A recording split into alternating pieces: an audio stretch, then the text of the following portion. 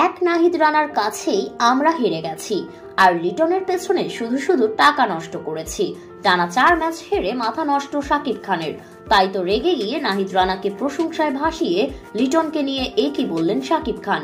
বিস্তারিত জানুন পুরো ভিডিওতে।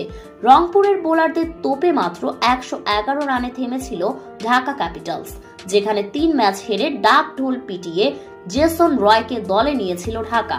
এদিন ভক্তদের চোখের মনি সাব্বির রহমানকেও রেখেছিল একাদশে, কিন্তু কাজের কাজটা কিছু হলো না। 7 বলে 2 রান করেন সাব্বির আর গোল্ডেন ডাক মারা লিটন করেন 13 বলে 9 রান।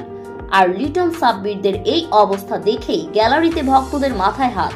তাই তো ম্যাচ শেষে লক্ষ লক্ষ টাকা খরচ করা লিটনের পেছনে শাকিব খান বলেন, এত টাকা আমি কোথায় খরচ করলাম? লিটন সাব্বিরদের কত আশা করে দলে নিয়েছিলাম।